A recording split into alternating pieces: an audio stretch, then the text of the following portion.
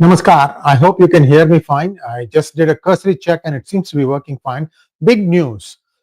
President Trump has designated certain chapters of Muslim Brotherhood as foreign terrorist organizations. What this means and how this will affect some of the entities in the United States, I'll be going into that.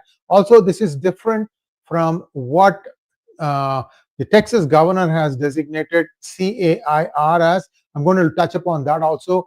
As always, I have a small infographic and a request to all of you to please like this video, and if you have not already subscribed to our channel, do subscribe to our channel. This is coming on both portrait mode and landscape mode, and it is coming on our channel 2. I've got a lot of stuff on channel 1 today, so I thought I'll put this thing out on channel 2. So those of you who are watching it, please do share it among your social media groups, because this is factual information. I'm not making anything up. This order just got passed from the White House, and I'm going to show it to you now. Thank you so much. Let's go. So what does it mean? President Trump has signed an executive order directing the state and treasury departments to begin the process of designating certain specific chapters of the Muslim Brotherhood as foreign terror organization. And which are these foreign terrorist organization designation? Well, it is 3 countries. I'll come to that in just a moment. As you can see here, it's Lebanon, Egypt, and Jordan. In other words, the Muslim Brotherhood chapters operating out of these 3 countries are now designated as foreign terrorist organizations. Does this thing apply to the MB unit that may be there in the United States? No.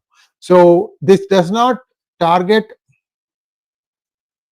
the internal organizations. However, there is a separate state of Texas order that designated CAIR, Council of American Islamic Relations, if I remember correctly, and the Muslim Brotherhood as terrorist groups on November 18, 2025. This is November 24th, 2025. This is a state level action separate from today's federal order. So what happens next? Well, first, number 1, there is going to be a review period. You can be sure some of the Muslim Brotherhood sympathizers will be up in arms. They'll be trying to lobby through their lobbying groups and say, no, this has to be lifted or diluted. And this will be where Secretary of State Marco Rubio and the Treasury Secretary Scott Bessent will be consulting with intelligence agencies. Then a formal report on these chapters is already submitted to the president, and agencies have 45 days after the report to finalize the FTO or SDGT designations. What is the consequence? What are the consequences of these FTO status? First of all, any assets of these organizations, these 3 chapters, we told you the 3 countries, right? Lebanon, Jordan, and I don't remember the third one. You probably saw it. The assets are frozen. All funds and property within the United States jurisdiction are blocked. Criminal charges, it becomes a federal crime to provide material support, like for example money or training, etc. to them. Third, travel ban. Members are denied visas and barred from entering US. So it's a pretty strict order in my opinion. Let me go back and tell you which are the 3 countries: Egypt, Jordan, and Lebanon. We all know that it was in Egypt that the Muslim Brotherhood got started, and it got started as way back as in 1928, I believe. So this is a close to 100-year-old organization, and for that, especially the mothership, which is an Egyptian organization, to be designated thus is a body blow. At the same time, there may be other ways in which this could be done. This is a very sophisticated network that knows how to move money around. So I would say that this is more a statement of intent, and whether it's going to translate into action, we'll have to see it on a case-by-case basis, and it will probably be evident in 2 to 3 months time from now. And I'm sorry to unleash this in such a short notice. I just felt that this is important information, and we have been saying this for a long time that CAIR has Muslim Brotherhood links, and now that has been brought out again.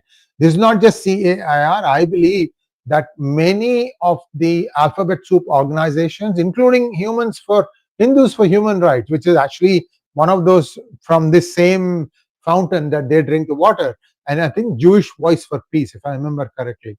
There may be some linkages there. There may not be linkages, because I don't see Muslim Brotherhood units, subscribing to these two. These are all under the big umbrella of Soros. Whether it got distributed or not, only investigations will reveal. But I am hoping that some of these things will now start scrambling, and they'll have to really see what they can do. I think the best thing to do is to disband some of these chapters and not allow such things to happen again.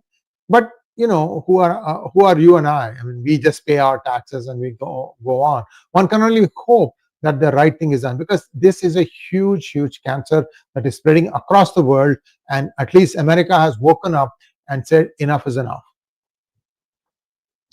And that's all I have. There are no questions from all of you. So thanks for joining us at this short notice to watch this thing.